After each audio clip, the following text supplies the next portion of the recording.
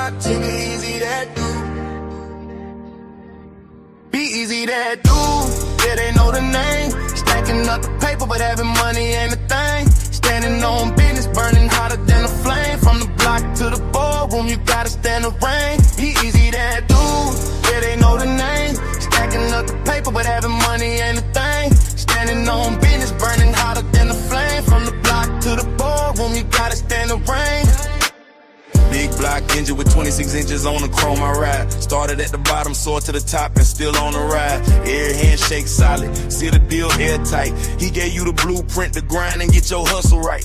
Money in the vision, it was dirty but he washed it clean. Turned a dollar to a dream, now he living like a king. From the late nights grinding to the early bird moves. Ask around the city, he really that dude. He love how he talking cause he walking too. Every step calculated, everything come through. From the hood by the views, yeah, the rooftop views. He the bridge between the struggle and the good life views. Never fold under pressure, shine like a diamond in the sun. Every loss was a lesson, every win is hard won. Now the crowd chant his name when he steps in the room. B-Eazy that dude, yeah, you know he's the truth.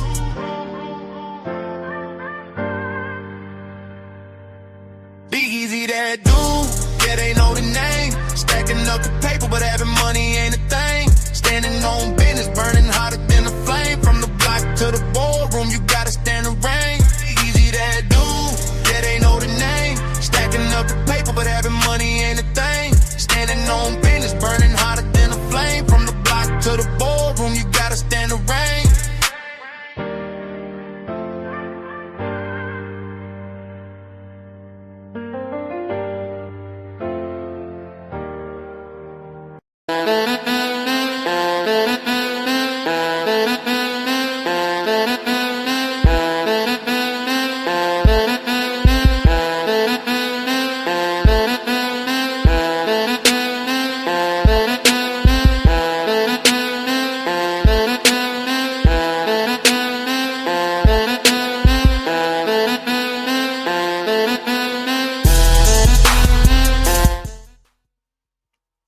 Turn your radios up.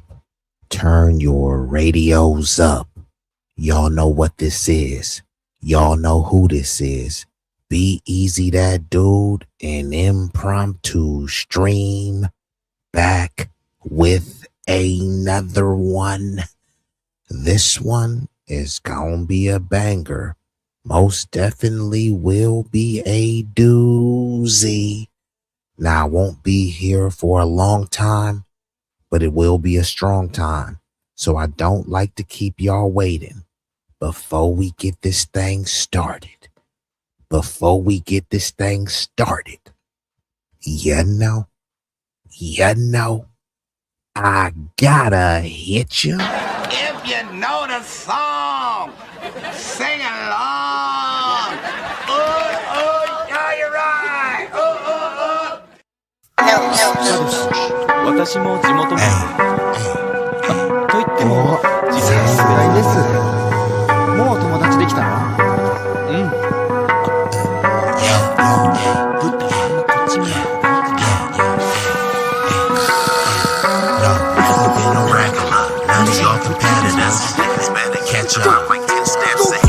This promethazine got me leaning like a cholo in the club. I'm 20 deep. I don't be riding solo. Pull some bad bitches, they vanilla and cocoa. They wanna take some photos when we kick it out in Soho. Chicks are showing tits and popping pussy for my promo. Told them like juvenile, baby, move it for me slow-mo. Then I'm right back to the block, cause I keep getting modo. I be flipping, not shrinking. I don't give a fuck about no ho, no ho. This nigga name ain't D-Lo, but pimpin' these bitches and stacking this bread forever be my stilo. This is B-Eazy, that dude in the trap making pass smooth. If I ever go broke, then I'm about to pull a jack move. Since a nigga healthy, I don't even gotta worry. With my bitch from Fiji, eating tandoori and chicken curry. That ism is really indie. My pimp game international. I design my own clothes, so I be always looking fashionable. Here's a couple facts about me that y'all didn't know. Some of y'all be getting bread, but I be getting bigger, dawg. I got bigger guns and a whole lot of bad. And we are activated. And like I said, I won't be here for a long time, but it will be a strong time. And we've already been joined by some illustrious guests, none other than Chakra King, What It Did It Do. And we got the illustrious, the prestigious, the prolific Miss Jackie Gaines. She says, hit that like, take heed to what she's saying. And if you're feeling generous, hit the Cash App. So we gonna get right into it. You seen the title, you seen the thumbnail. So what exactly are we talking about? So I'm gonna be reacting to a video by the Honorable Tariq Nasheed. This video, you can watch it uninterrupted on his platform, Tariq Radio. The video is titled Former Nigerian NFL Player Says He Doesn't Like the Term FBA. And just a quick preface to the conversation. There's a delineation movement going on in what I also coin and say the delineation process. It's making many people uncomfortable because they want us to be this stateless, cultureless, undefined, generic African, right? They'll tell you when you're in Africa, no, you're not Africa. You're not African, you're American. Then when you lean into your American and indigenous identity, then they say, no, you don't even know where you're from. You're African. And then you say, where in Africa? Just somewhere over there. You know what I mean? West Africa. Like, how do you know it wasn't East Africa? Well, we just know it was West Africa. You know what I mean?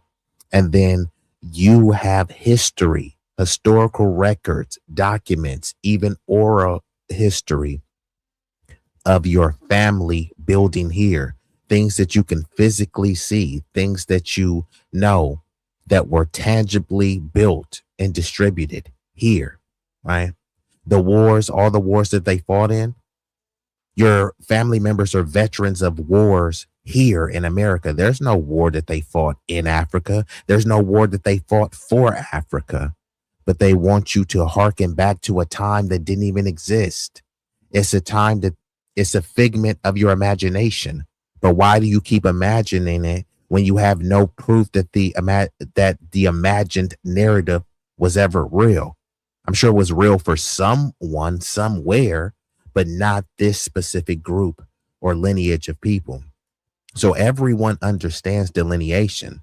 Realistically, foundational Black American freedmen are late to the delineation movement, right? They're late to the delineation discussion, the delineation process and procedure. I'm going to add that too. The delineation process and procedure. We're late to it.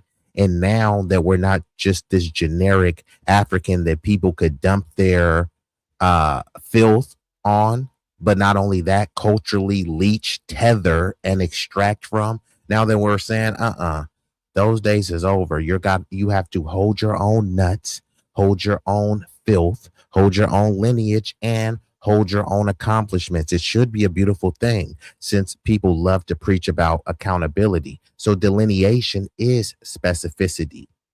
Disaggregation is accountability and awareness, right? So let's just get right into the video. But what, hey, how do we separate is the most FBA? Because I think it is the most separatist term coined back in 2019 by was it Tariq Nasheed? Yeah, Tariq, I know Nasheed. Tariq. And Tariq Nasheed coined this term, and maybe he had good intent because it's like, hey, how do we separate when it comes to reparations and being able to say, hey, this belonged to the Black slaves that came to America and their descendants. And I get that. I get and understand that concept. But what it does, it furthers this idea of separation. Yeah. And I think back again to childhood and the stuff that even as an adult, like, I'm not African. I'm anything but African, right? I got Indian in my blood. I'm Creole. I'm anything but African. And so when you say foundationally Black American, it's like, yes, I can say I'm foundationally Black American and I am not you. I'm like, no. Because like my father used to tell me, I don't know what all these fuss is about. They are the same people. You guys are brothers. Yeah. To be honest, Sometimes I actually have no idea what's going on until I open Monday.com and boom. And then like, my dad said, y'all, bro, man, we ain't your brother. We ain't African booty scratchers. No, but we look alike. No. Yeah. All right, man. All right, cool. Well, this I'm still working on Hidden Color 6. Ladies and gentlemen, and everybody can get involved with Hidden Color 6.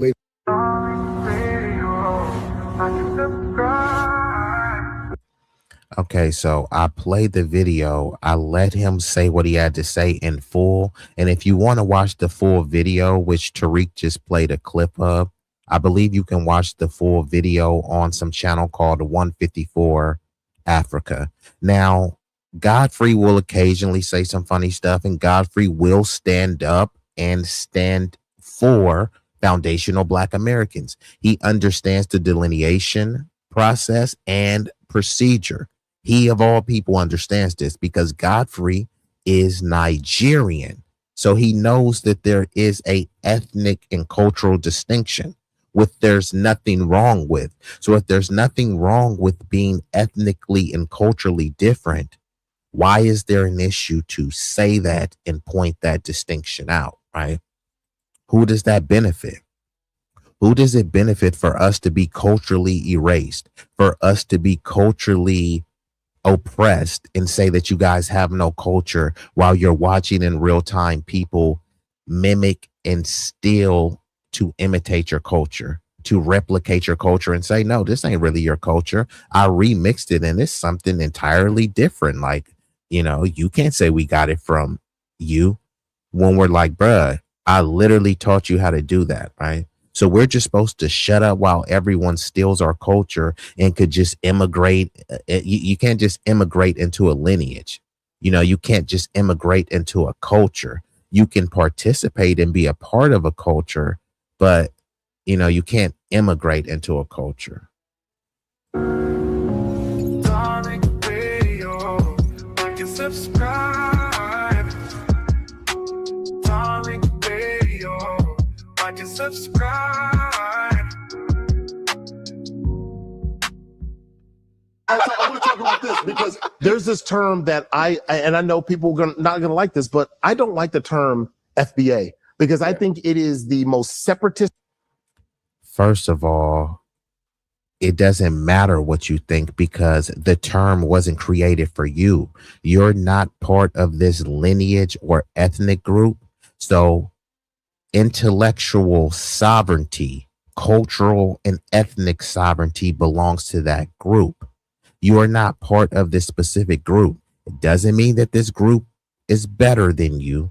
It means that you're not a part of that group to try to have some sort of authority over that group and say what you don't like and what they should call themselves, right? It's just like someone being Seminole and say, you know what, I don't really like the term Choctaw. We all Native American, we all indigenous, we all Indians, red Indians, blase, right? It's not up to Seminole to determine the cultural practices and customs of the Cherokee Nation. It's not up to the Cherokee Nation to determine what the Navajo Indians are doing, right? Just as well as it's not up to someone from Nigeria to determine what Ghanaians want to do with their ethnic and cultural sovereignty. So on, so forth. Why do you think there's a Chinatown? It's not called Asia Town. Sure, you can go there and shop, but they're saying, yeah, it's going to be ethnically preserved as a Chinese functioning, operating, and representation of Chinese culture, right? Not just generic Asian culture. Koreans are Asian, but they have a separate Koreatown. You know, even now they're having some places where they have Filipino town, et cetera, right? They're all Asian. Why won't they come together, live next to each other, and just make one big Asian town? Nobody cares about their delineation. No one cares about them being ethnically different because they'll acknowledge. Tell a Chinese person that you're no different than a Filipino because you're Asian. Go tell a Cambodian that you're no different than a person from Thailand, right? See the response you get. And with this dude, he wants to pretend as if we're all one, but on the continent that he descends from, they're not all one. They come over here and do this pretend thing that we all black because we have the same skin pigment, and some of us may have some similar phenotypical features. We have to pretend as if we're all the same and we all just get along. Okay.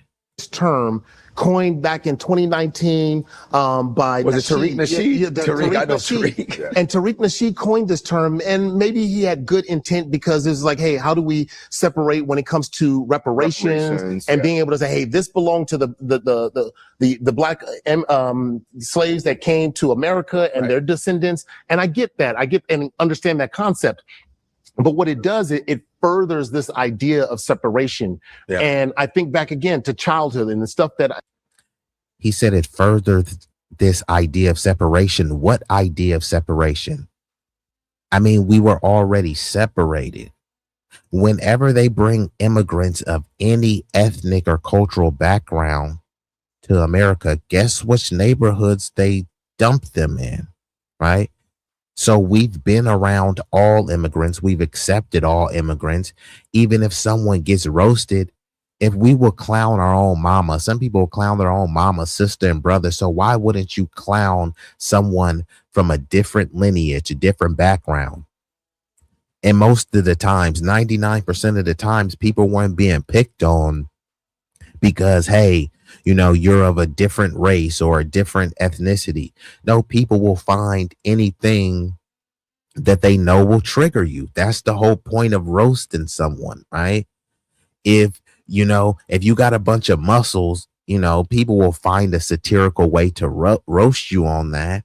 But if you walk bow-legged, people are going to attack that you walk bow-legged more so like, okay, cool. He got muscles, but he's bow-legged. Let me attack that. So, you know, if you're smart and then it's like, oh, you got a funny accent, no one is going to attack how smart you are. They're going to attack your funny accent, not just because it's xenophobia or they're attacking you for being an immigrant. It's just people pick on those things.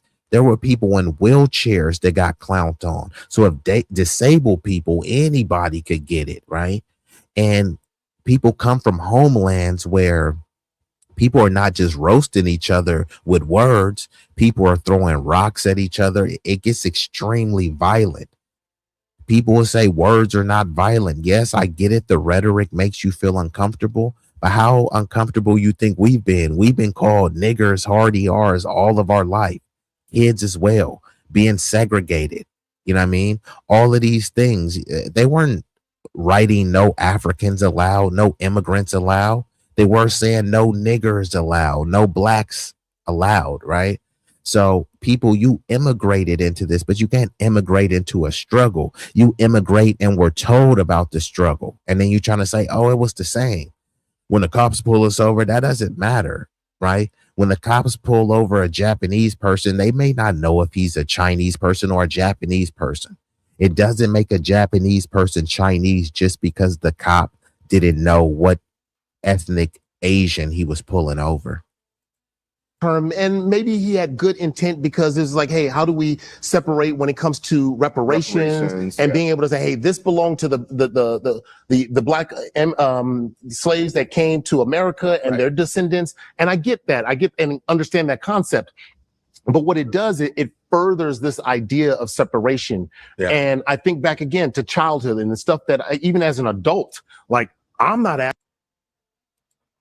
He said he thinks back to childhood. Nigga, why are you thinking back to childhood? You're almost 50 years old, bruh.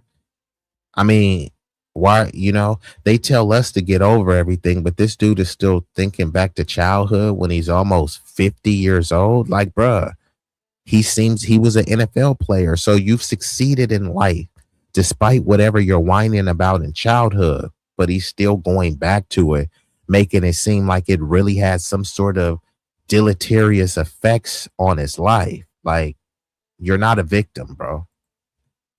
African, I'm anything but African, right? I got Indian in my blood. I'm Creole. I'm anything but African. Why is he saying it like that? I got Indian in my blood. I'm Creole. Some people do. Many people are indigenous. Not everyone came from Africa. It was just mathematically, scientifically impossible. They've lied about so much other stuff, but you think they were just 100% accurate about that. And they've already reported that only 3% of the enslaved people in the transatlantic slave trade made it to the North American shores. Only 3%, right?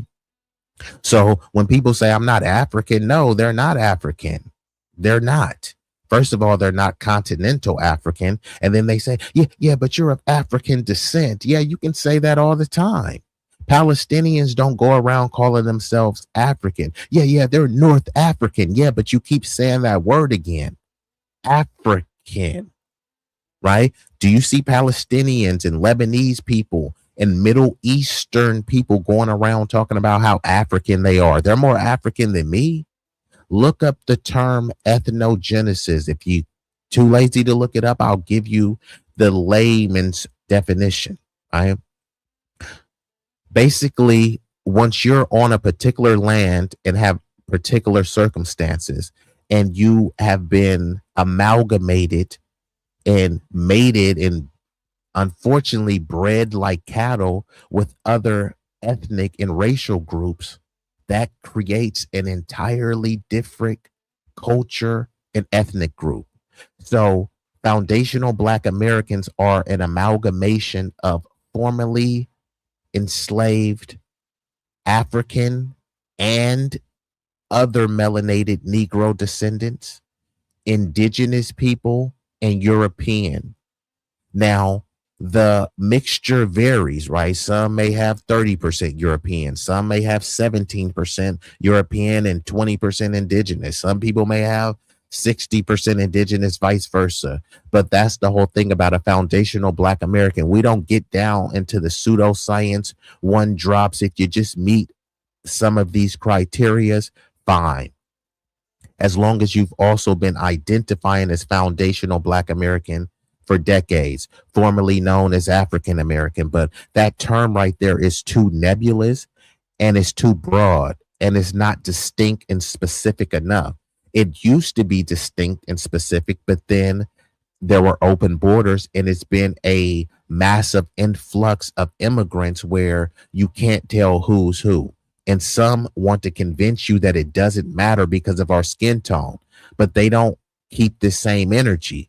Japanese people and Chinese people have the same skin tone, but it matters about their ethnic and national distinction. It should matter if there's a person from Senegal, just like there was the Senegalese terrorist suspected sleeper cell agent. He went and shot up multiple people, but he unalived 3 people in an Austin bar. We're supposed to say, hey, he's Black just like us. No, he's a Senegalese immigrant who didn't grow up like us. I'm not saying he needs to be disparaged or demeaned simply because of his ethnic background, but to pretend it as if it's the same lineage just based on melanin, that's imbecilic. The Black slaves that came to America and their descendants. And I get that. I get and understand that concept. But what it does, it furthers this idea of separation. Yeah. And I think back again to childhood and the stuff that even as an adult, like, I'm not African. I'm anything but African, right? I got Indian in my blood. I'm Creole. I'm anything but African. And so when you say foundationally Black American, it's like, yes, I can say I'm foundationally Black American and I am not you. I'm like, no, because like my father. But I'm not you. So why would I pretend that I'm you?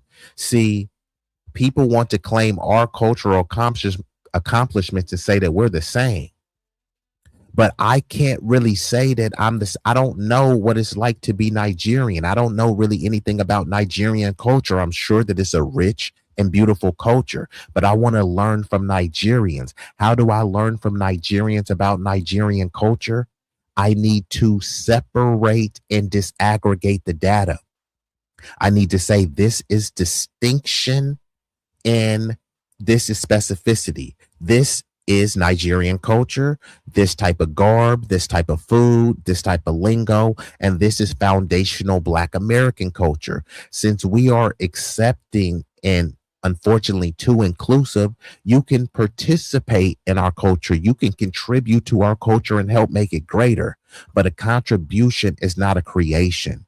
We shouldn't be trying to do this whole flat blackness thing and just collapse everything and say, hey, you know, your ancestors stood on business. And since we have the same skin pigment, that means my ancestors stood on business. No, your ancestors were a lot of tap dance and sellouts and tethers. Many of you come from ancestors who are corrupt leaders who were slave masters, right? Not everyone just comes from a lineage of enslaved people. There were slave masters as well, right? And shout out to FBA Strong. Salute to you. And yes, you know, I won't be here for a long time, but it will be a strong time. So tell me, I don't know what all these fuss is about. They are the same people. Hold on, let me play this and then I'm gonna get into it. I can say I'm foundational Black American and I am not you. I'm like, no. Because like my father used to tell me, I don't know what all these fuss is about. They are the same people. You guys are brothers. Yeah. And they're like, maybe his dad did say that, but to me, it sounds like he was lying. Why would his dad say they are the same people? First of all, he spoke in that accent. We don't have accents like that. So that already lets you know that we're different, right? Not saying that someone is better because they don't speak with an accent, because many of us do have accents, whether it be from California, where I'm from, whether it be from H-Town, whether it be from Florida, you know what I mean? Whether it be from New Orleans, I mean, we all have different accents. So this isn't about that, but that's what makes it different, right? If you tell a H-Town person that, man, you sound just like you from Texas, you know what I mean? I mean, you sound just like you from Florida. They're going to be like, nah, not really. We got a different accents. So we appreciate the differences. We don't try to collapse them to all be the same. We understand, you know, the distinctions, but he's over here lying, saying that his dad saying that we were all the same. In Nigeria, it's reported to have 371 tribes in Nigeria alone. Does that sound united to you? The reason why they can't get on code, and look, let me pull this up in real time, you know, because like I said, I won't be here for a long time, but it will be a strong time. And I actually have less time than predicted. So let me at least pull this up so we can give some level of scholarship. I appreciate y'all being here. Y'all could have been anywhere in the world. Y'all chose to be here with me, at least momentarily. And for that, I thank you. So y'all can see right here, right? Give me uno momento. Hold up. Bam. Different sources give slightly different totals because Nigeria's ethnic landscape is extremely complex with many subgroups, dialect clusters, and overlapping identities. 371 tribes. Comprehensive demographic listing placed the number at 371. So basically they say that there's between 250 to 371 different tribes in Nigeria. And here you have this Nigerian dude saying, I don't like the term FBA, nigga. You're being divisive. Why are you trying to separate? Like, bro, you came from a homeland that's extremely divided. And if you tell them now, like, why won't y'all just stop with all these tribes? Why won't y'all just be one Nigerian people? See, he's trying to collapse us all into one big global Negro. Nigerians are the same as FBA and Senegalese and Ghanaians. There's no difference. We're all the same. We all descend from the motherland. I don't descend from there. Yes, you do, nigga. And then your family has been here for centuries, multiple centuries, some even further than that, but centuries is enough.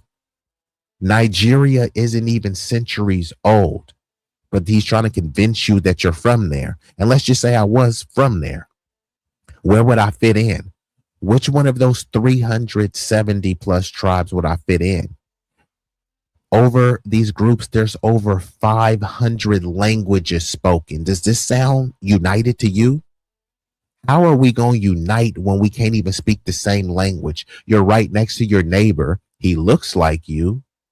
However, y'all can't build because you don't speak the same language. That seems pretty separate to me, right? Hold on. There's more.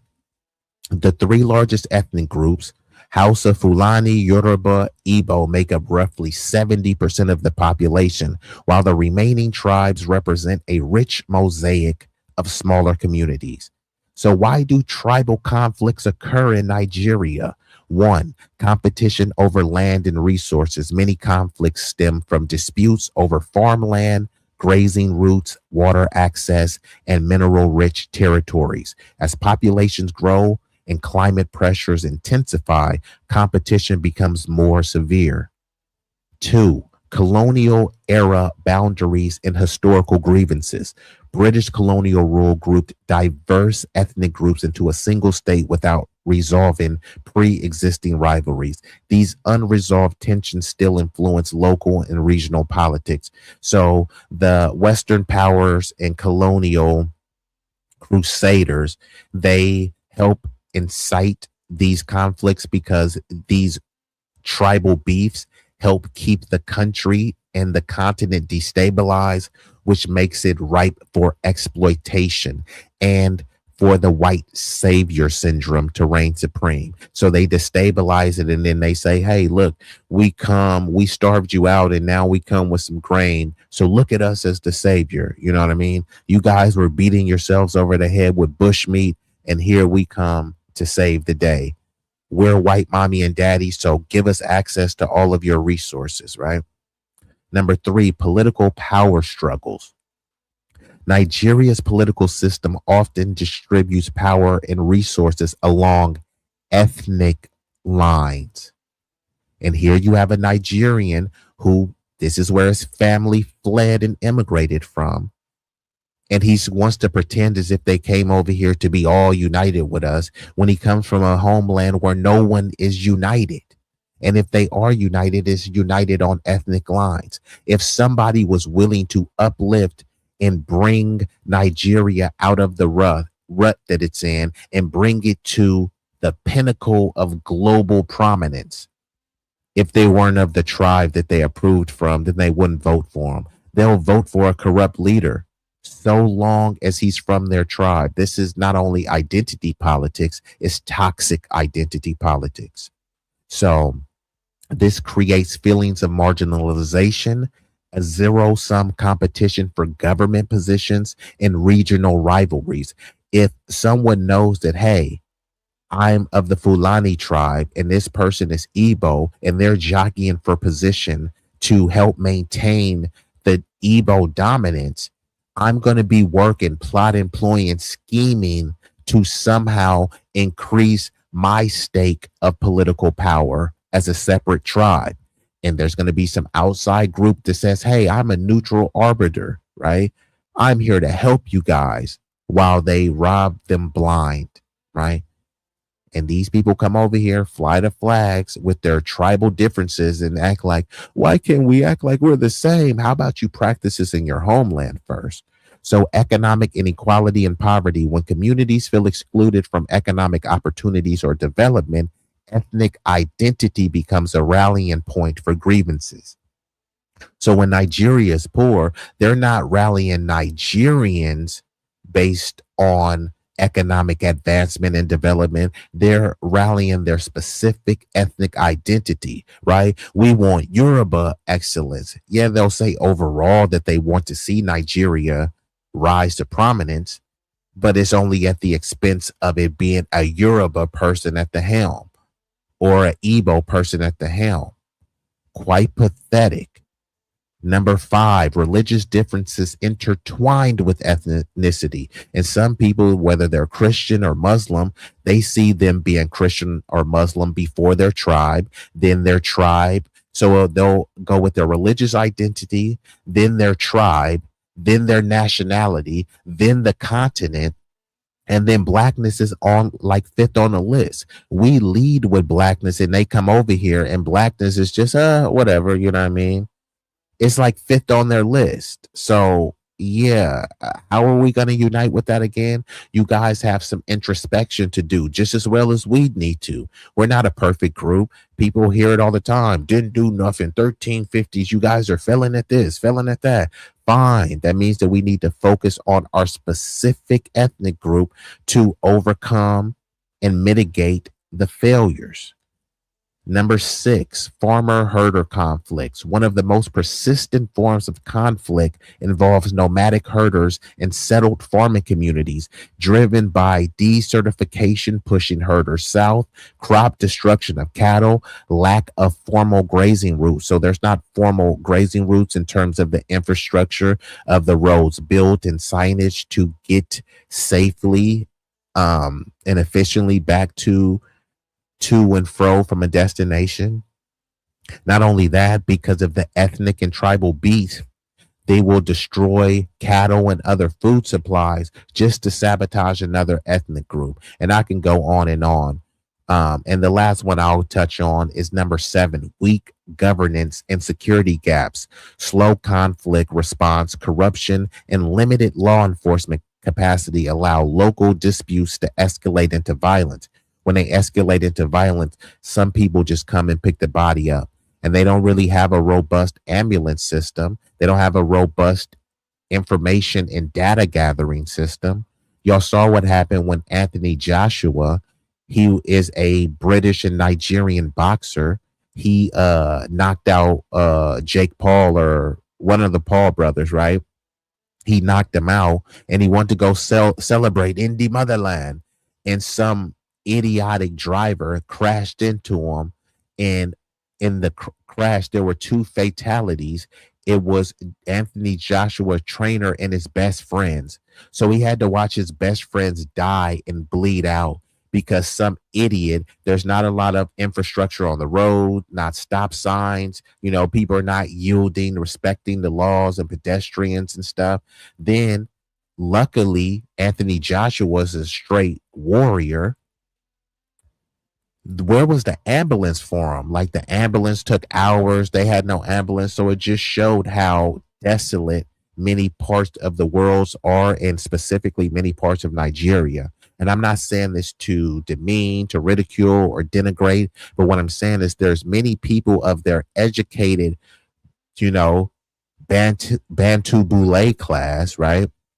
The Bantu Boule, right? As many of them, they come over here and they fly the flag. We got so much more degrees than y'all. We doing better than y'all. And they are helping to complete the brain drain. All of the most prominent Nigerians, the most brilliant minds that can help lead Nigeria back to the promised land, they're all fleeing to come to America to compete with FBAs and say, y'all got baby mama culture. I'm like, have you seen what's going on in Nigeria? They talk about black on black crime. It's like, it's a bunch of black African Nigerians killing other black African Nigerians, right? That's African on African crime. Like, but why are we trying to devolve the situation just like that? It's an impoverished area, right? There's a lot of rampant corruption. I'm not going to blame the rank and file citizens. I'm going to blame the people at the top. If it's a failed state, it's not the people at the bottom that caused it to fail. Now, you can blame them for their own individual, either irresponsible behavior, incompetence, whatever it may be. But ultimately, the buck has to stop with someone, and that's the leadership, right? If you're on playing for a football team, you're going to blame the quarterback, not that the crowd didn't cheer loud enough for you, not that the cheerleaders didn't twerk hard enough and do enough flips for you. Bro, you were on the field. Even, you can blame the coach, but the coach gets some level of blame. There's enough blame to go around collectively. I call it blame pie. But some people get bigger slices of that blame pie. Some people only get a little bit of sliver, right? Okay, yeah, they were complicit. They were culpable, but they only get a little bit of culpability. You, however, especially the people who claim to have a superior culture and claim to be higher IQ, then that means I have to hold you to a higher standard based on your alleged superior IQ. Let's get back into the video. Give me one moment. I'm going to pull this down. Hold up.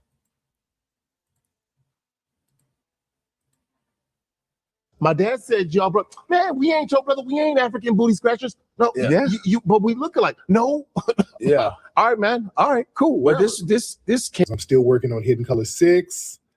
Ladies and gentlemen, and everybody. Oh, ladies and gentlemen, you, Notorious, things. One of the issue with foundational Black American, just the term. And maybe he had good intent because it's like, hey, how do we separate when it comes to reparations and being able to say, hey, this belonged to the Black slaves that came to America and their descendants. And I get that. I get and understand that concept. But what it does, it furthers this idea of separation. Really? And I think back again to childhood and the stuff that even as an adult, like, I'm not African. I'm anything but African, right? But y'all are the ones telling us we weren't African. We were Akatas. Yeah. I mean, come on now. People were telling us we were Akatas. People were othering us. Indian in my blood. I'm Creole. Which many of us are, and many of us do have indigenous ancestry. That's real. That's traceable. It's kind of hard to trace back some of the African stuff, but I digress. Anything but African. And so when you say foundationally Black American, it's like, yes, I can say I'm foundationally Black American and I am not you. I'm like, no. Because like my father used to tell me, I don't know what all this fuss is about. Yeah, I descend people. You guys are brothers. Oh. At Hootsuite, we help organizations unlock the value of social media, and 70% of customers start seeing that value in the first week. No, y'all parents weren't saying that now. No, y'all parents weren't saying that. Y'all parents was like, hey, stay away from the Akata. Stay away from those niggas. Oh, they weren't. And then like, my dad said, y'all, bro, man, we ain't your brother. We ain't African booty scratchers. No, but we look alike. No. Yeah. All right, man. Okay. All right. Hey, man. Hey, bro. Now, hold on. No, we heard all that Akata talk. We heard all that Akata talk now. No. Listen. Let's go deep. Listen. A lot of people like that, to be honest, the real reason they don't like the term foundational Black American, that destroys the whole generic Black hustle. A lot of people are comfortable saying, oh, we're all just Black when that vagueness benefits them. The second we start saying foundational Black American, the vagueness disappears. Ain't no vagueness no more. Now lineage, history, and a specific group identity has to be acknowledged. That matters because a lot of people have been able to slide into places built by us and speak over us and then compete with us and then still claim equal ownership over the legacy of Black America. See, people have been just pillaging our damn legacy. When we say foundational Black American, that shuts all the bullshit down. All right? See, we done cleaned up a lot of stuff here. We're saying, no. We are specific people with a specific historic foundation in the United States. We ain't doing all that vague stuff no more. And it's vague when it's convenient. And let's be real, the term foundational Black American, it demands respect. And I talked about this before. When you use the term foundational Black American, the term, just saying it, commands respect. You understand? And you got to respect the people who you were taught to disrespect For a long time, Black Americans, we were treated as the default punching bag of the Black world. Everybody would mock our foundational Black American accents, mock our culture, mock our slang, mock our history, mock our struggle. Yet you still consume the music, the style, the politics, and you consume the influence. So the term foundational Black American. So I only probably got like 10 or 15 minutes left, and depend on the response. I may hit y'all a little bit later this evening with a double header. But yeah, so when the people are saying, oh, they would clown the accents, they clowned our accents, the way we pronounce things, the way we couldn't pronounce things, things where people were talking about VCR, even the vernacular, which they call AAVE, I call BAVE, right? Or FBAVE, right? The things that people say, that ain't what you're supposed to say, like a word like ain't, is supposed to be aren't, right? But now you hear white folks and a bunch of other people of non-melanated hues saying the same words, and things that people will say, well, that ain't English, speak English, but you understood what I said. So Ebonics is a language in itself. Now, I'm not promoting using Ebonics in every situation, but when we're casually talking, then yes, that is a codified language in itself. And many people that denigrate it and ridicule it, they often participate in it. Things, a foundational Black American level of Ebonics that you understand are words like finna, right? And it shortens a multitude of words and puts it into one, rather than saying, I'm about to go to the store, I'm finna go to the store. Or what are you going to do? Man, what you finna do? You know what I mean? So people understand these words, and while they say, oh my God, I'm triggered by you using these type of terms. Now, if you're speaking in a professional setting, you want to get a job, that's where people code switch. The people who can't code switch is just because, maybe they don't need to, or maybe they are, do have a low level of intelligence, right? But not everyone needs to be an Einstein. It's some people that are grammatically incorrect, but can fix your car and could build an engine from top to bottom. Do they need to be speaking like a Rhodes Scholar to fix your car? I would say no. So let me play a little bit more of the video so I can get ready to shut her down. It interrupts that disrespect. It forces people to you now got to recognize that we're not some rootless generic mass. We are distinct. Oh, shout out Miss Jackie. Jackie, no, where was your grandmama from? And even with the grandmama, if your grandmama, she probably used to say VCR, like, give me that tape, baby, from the VCR.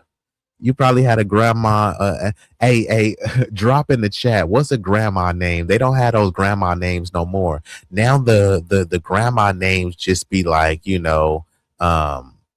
I don't know, like whatever pop culture is. I know people with naming their daughters stuff from Game of Thrones, like Arya, or what's the other girl, Daenerys or something, right?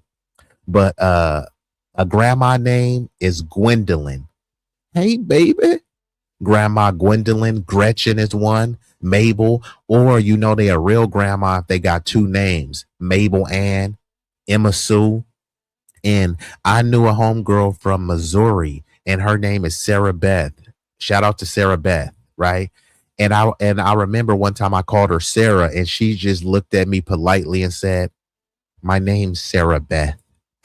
So yeah, some people don't play about their names. If they got two names, you gotta say them both. Don't just, it ain't just, Emma Jean, or it ain't just Emma, it's Emma Jean. But let's get into it. Lineage with an actual foundation in building this country that everybody wants to run to.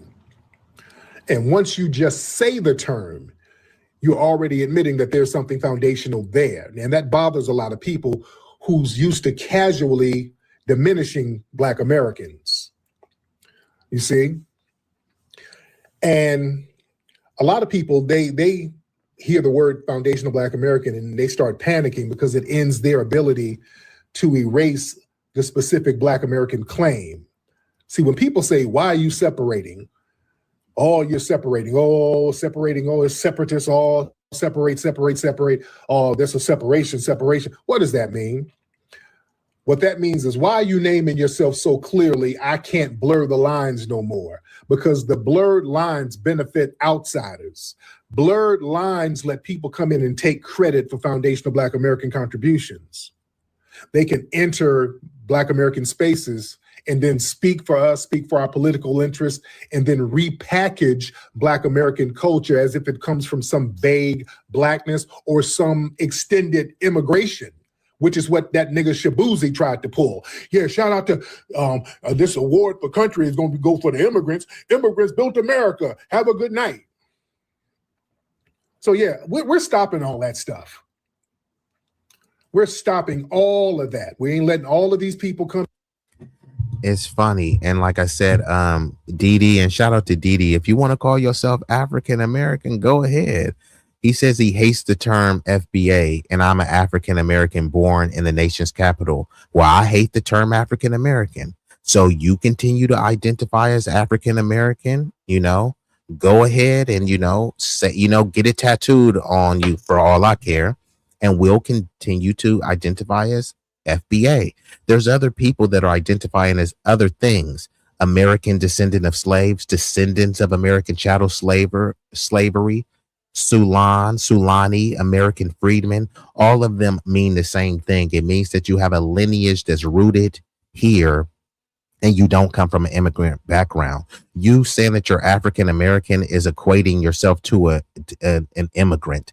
Elon Musk, South African, and he's an American. He's African American. Charlize Theron, African American. French Montana is what? A Moroccan Arab. He's African American.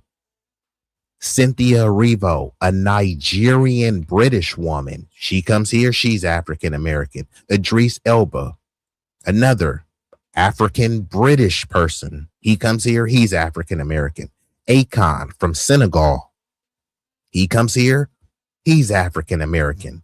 Zoran Mamdani, an Indian born in Uganda. Check the box that he's African American. So, hey, do your thing, bruh. But it's just it's a misnomer and an erasure term. And like, do you even really know anything about Africa? Have you even ever been to Africa? And actually, Didi, why aren't you in Africa, bruh? Like, to be honest, bro, you love Africa so much. Like, bro, why are you here? FBA term is silly. Is African American is even sillier. That celebrates the foundation that a white man gave you. Who named Africa again?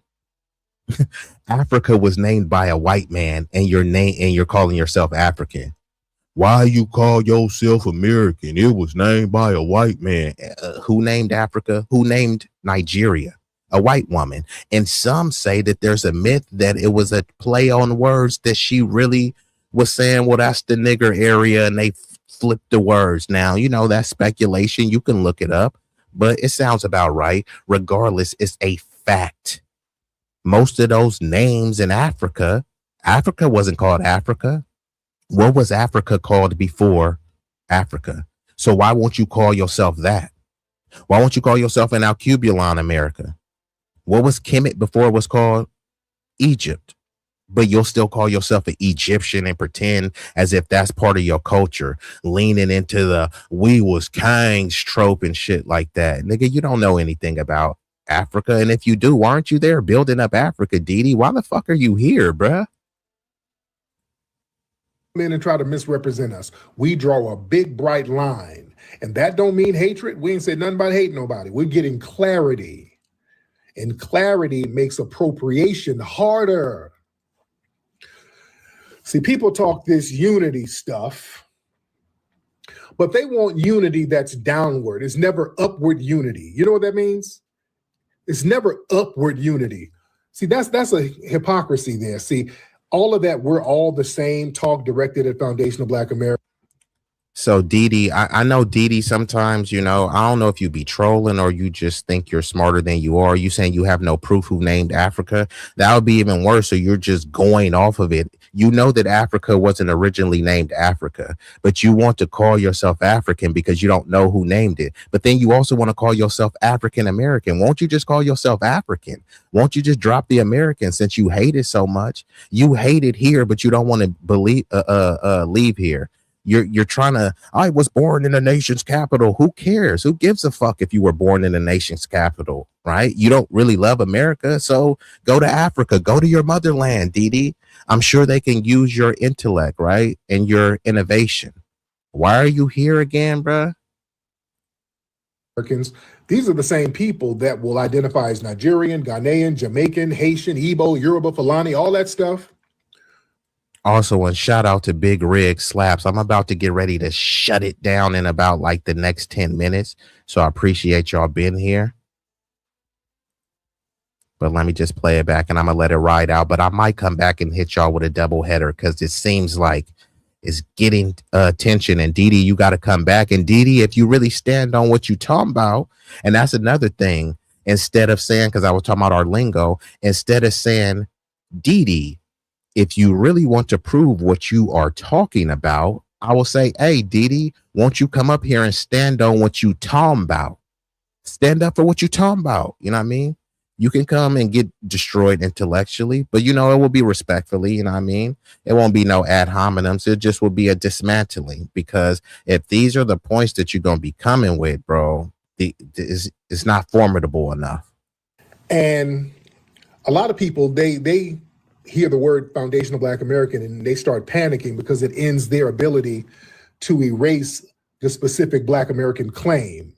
See, when people say, why are you separating? Oh, you're separating. Oh, separating. Oh, it's separatists. Oh, separate. Oh, there's a separation. What does that mean?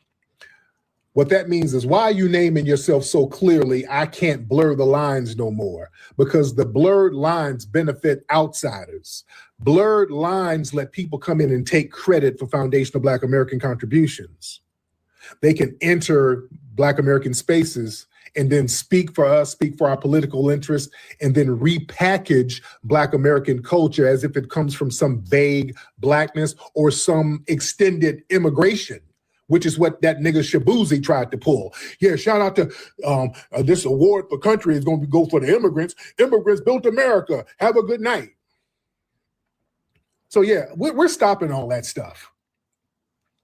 We're stopping all of that. We ain't letting all of these people come in and try to misrepresent us. We draw a big, bright line.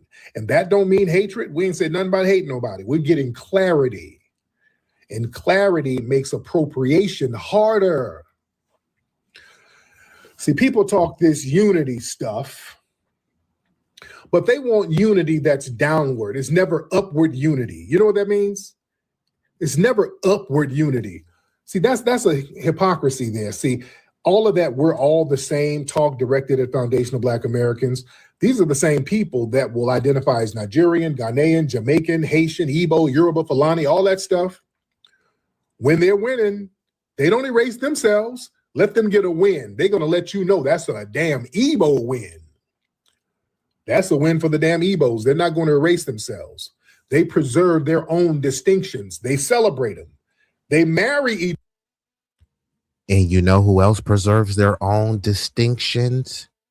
Asian people, which is a beautiful thing because they want ethnic and cultural specificity. And of course, we've been joined by an illustrious guest, my boo, what it do in building. So before I'm gonna play one other quick video, but before I do that, let me pull this up real quick, because we like to hit y'all with the scholarship. So as y'all can see right here, right? By the 1980s, the Asian American umbrella expanded to include multiple communities in the Pacific Islands. In 1978, Congress passed a resolution for Asian/Pacific Heritage Week, eventually becoming Asian Pacific Islander Heritage Month. Then the Office of Management and Budgets, OMB, officially divided divided. Why y'all trying to separate? What's another word for separate? Divide. The OMB officially divided the Asian or Pacific Islander racial classification in its data collection processes in 1997. Nobody was calling them xenophobic or saying, you guys are one people. You don't know who you are. You don't know where you're from. Nobody was saying that. Now, some feel the term flattens the differences between Asians, Americans, and Pacific Islanders. As the AAPI umbrella continues to widen, some argue that the very different needs and issues of Pacific Islanders remain underrepresented. So what they do is they lump them under one umbrella and say, look, we'll delineate and call you guys Pacific Islanders. However, when it comes to dole out specific resources, they give it to people who are more viewed as the quintessential Asian, whether it be Chinese, Koreans, Japanese, etc. Right? But then what about the people from Philippines and Cambodia and Thailand and Bangladesh, etc. Right? So I'm just showing you that delineation is nothing new. Everyone understands delineation. They just only act confused when it comes to foundational Black American delineation. And you have to ask yourself, why is that exactly? So let me pull up this last video and I will be ready to shut her down. And this one ain't going to be too long. So here we go. African and Caribbean immigrants have come to this country as kids. They are really traumatized about the roasting that happens in our culture. I want you to listen to what these people have to say, especially the first lady. She's from East Africa. And just pay attention to what they're saying. Let's go ahead and roll that. You come from Africa, no matter how poor or rich the country is, you get here and you're thinking, oh my God, I see Black people, they look like me, we're one. That's not how it was viewed, because I don't know any better at 13, 14. I'm thinking, oh my God, Black skin, these are my people. Right. And they were just like, you don't look like us, you don't sound like us, you're weird looking, you're not sitting here. I can't blame them because that's the propaganda that's taught about Africa. And so you coming and experiencing it, you're kind of ready for it, but it hurts you because you see your fellow Black people treating your family. There's a propaganda about Africans coming here and taking people's stuff. And honestly, I'm not trying to downplay their experiences, but many of them are lying, bro. Most of us didn't grow up around hella Africans, bro. I didn't, bro. And the ones that we did, the whole term, I got called an African booty scratcher. People be saying that. I'm like, bro, you're 18 years old. You're 21. Nobody even uses that term anymore, bro. I know my boy Roger in the chat said he was called that in the 80s, bro. I know they called me that in the early 90s, but we were calling each other that. It was a joke. And guess who came up with the term? I don't know if I have enough time to let Phil explain, but it was white people that came up with that term. And I get it. Some people internalized it and thought that, oh my God, you really hate me. But that was very mild, right? There was nobody getting lynched and dog sicked on them being called an African booty scratcher. People were getting lynched and being called nigger, though. What's a worse word to be called, a nigger or African booty scratcher, which everyone was being called? Okay, fine. It hurt your feelings. But we were also told sticks and stones may break my bones and words will never do what? They'll never hurt you. Don't they say stop having a victim mentality, get over it? Here you got people in their 50s and 60s whining and saying, I got called an African booty scratcher. Yeah, so did I. And I made it, turned out fine. This shit is getting quite pathetic to see and hear. Yeah. And we really work hard. You got to keep focused. You got to push yourself. You have to prove yourself more for them to believe you, for them to know you're knowledgeable as much as everybody else. It's still difficult trying to reconnect, the reasons why. And they're always trying to make it seem like FBAs are the big bag boogeymans. No, Y'all can, so none of our family members said y'all better stay away from them Africans. No, we don't even have pejorative terms like that.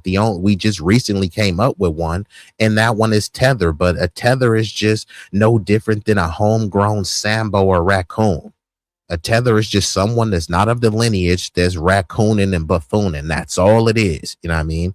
We would be calling foreign people coons, but no, it's more appropriate to call them a tether. You're tethering onto a lineage, cultural achievements, accomplishments, pretending and cosplaying only to discard it at the last moment and say, hey, I'm really not like you. People are pretending like we don't have the footage, the articles, and all of this stuff. I'm not black, I'm Nigerian. I'm not black, I'm Haitian. I'm not black, I'm Dominican. I'm not black, I'm this. I'm not black, I'm not. Why y'all call y'all selves black? Black is just a color. We've heard it over and over. It's been quite nauseating. But now they want to say they're in their 50s and act like they're traumatized because some kid called him an African booty scratcher. I bet it was some FBA they called you an African booty scratcher, and another FBA said, if you keep disrespecting my friend, I'm gonna beat you up. They don't talk about those stories of us standing up for them. And if we all one people, we're all the same. We see each other as brothers. Well, why are you trying to make a little Haiti town, right? I'm not from Haiti, so why the fuck are you trying to make a little Haiti town? Why are you trying to make a little Nigeria, a little Ethiopia?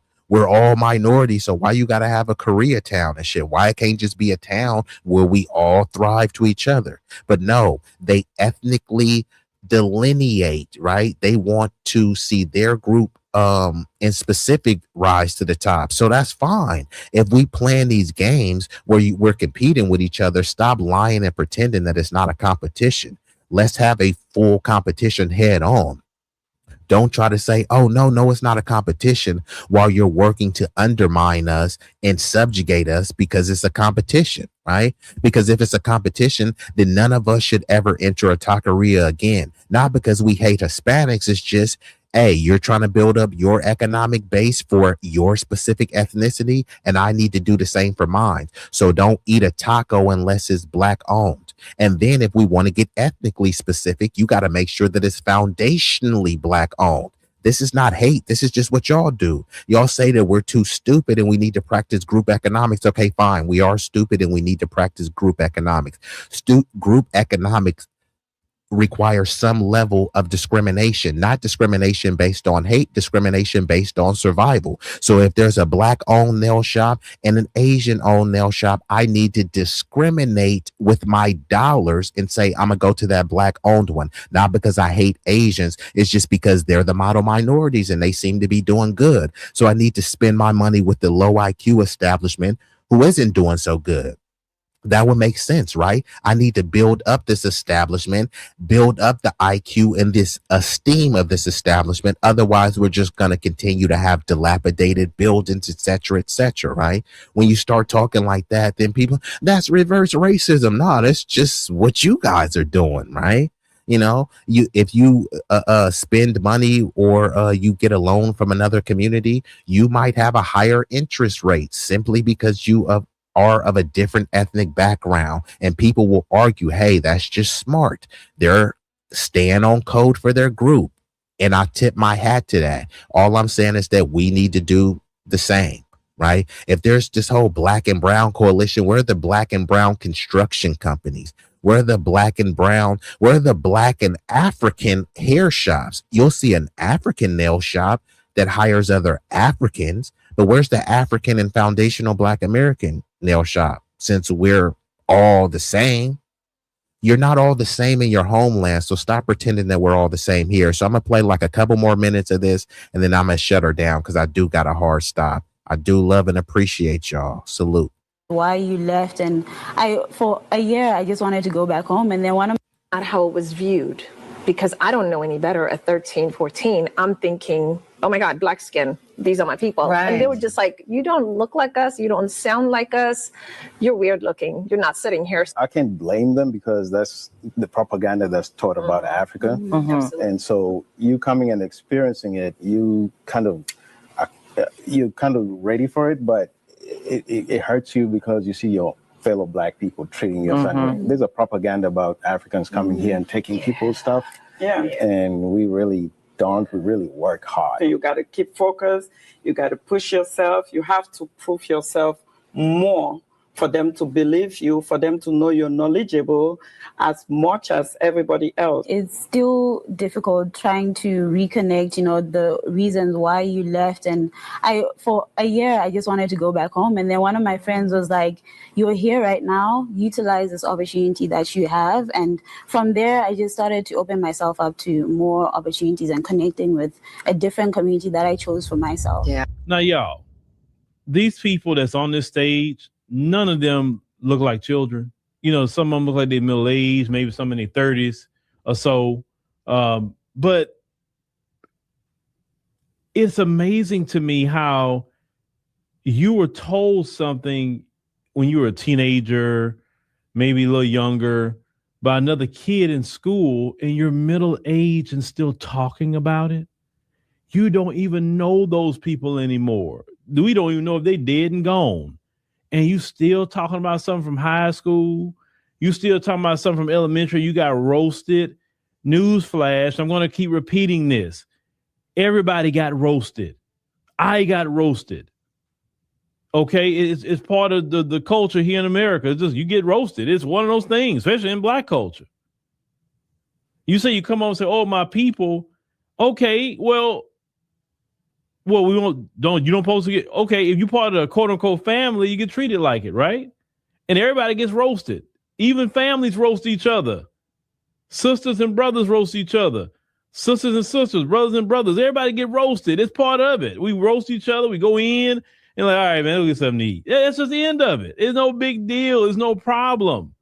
But my Lord, y'all wear your feelings on your shoulders and just crying about somebody told you a name or called you, African booty scratcher. Lord, is that the worst thing to be called? I keep telling people this. I was called African booty scratcher. And at the time, I've never been to the African continent. My family's not from the African continent. My family been here, descendant of slaves. And I was called that. There was just a diss at that time period. And I told people where that diss come from. It came from them white people at National Geographic Explorer going to them village areas in the African continent, and they will be showing the people in the village dressing how they dress, and mosquitoes. There's a lot of mosquitoes in some of these places. They be biting them, and of course, if you're more skin exposed, including your booty, right? The mosquito gonna bite you there. And so, yeah, you're getting bit by a mosquito on your booty, and shoot, you're gonna scratch it. I mean, call it what it is. And that's where the diss come from. Those National Geographic videos. Black folks wasn't going to no village out there and go and capture that stuff. That was white people putting it out there and saying, oh, look how primitive they are. Oh, my God. Everything about the African continent was primitive, poor. That's how they showed it. And so y'all get the gist of that. And like I said, I do got a hard stop. So I appreciate all of y'all being in the chat. The chat is chatting. So I may come back and hit y'all with a double header later on. Hopefully, hit your boy with a share, a comment on this stream so it can get boosted in the algorithm. But yeah, so I'm gonna just hit y'all with a couple visuals because I do got a hard stop and I gotta get up out of here. But I love y'all sincerely.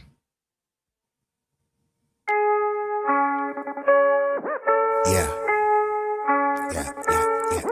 Hey.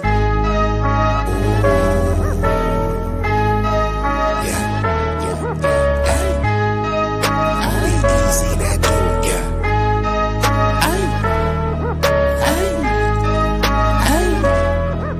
Shit so hot it's burning up. Just go ahead and turn this up. I bring the pain like an aftermath of a car wreck. It's a lot of niggas that say they real. To me, that shit is far-fetched. Most them cats is pussy. They really is on some feminine stuff. I rock up on them with the 40 ounces. It's a definition of adrenaline rush. What he do is sweet like cinnamon puffer. My niggas is rough like Willow Pass. Grew up out on Mary Mac, but I used to hang on Willow Pass. These firms that I roll with, outcasts and misfits. Better zip lips so you get hit when the fifth spit. Flat line in your fit. Trap habits is black magic, no voodoo. Get the bands like boo-coo. For the cocaine, they go cuckoo. Most these niggas is foo-foo, so I'm shitting on them like doo-doo. I can't fuck with y'all like tofu. I'm just saying, man like Goku. Bad bitches at the house with me watching Netflix or Roku. Fuck them both at the same time, and I swear to God it was so cool. Street legend, real boss, I call shots cause I'm still saucy. I know some G's to the bike crack on Chirac and then fly back out to Mill. When they hear me flow, they say I be burning up, burning up. Cookies to the draw is what we burning up, burning up. What you ain't know, oh we burning up, burning up. This shit so hot, it's burning up. Just go ahead and turn this up. When you hear me flow, say I be burning up, burning up. Cookies to the draw is what we burning up, burning up. What you ain't know, oh we burning up, burning up. This shit so hot, it's burning up. Just go ahead and turn this up.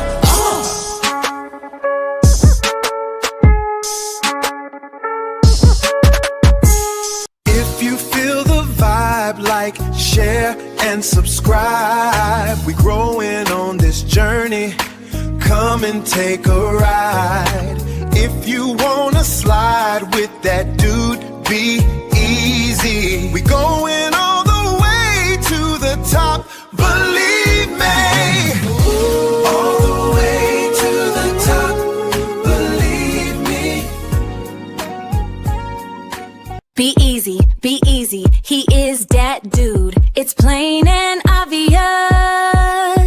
A certified professional, ain't never been a hobbyist. He is one of the nicest, realest, coldest, and dopest. So you should take notice. Woo! That dude, B-Eazy, that dude, B-Eazy, that dude. Show love and support to B-Eazy, that dude. B-Eazy.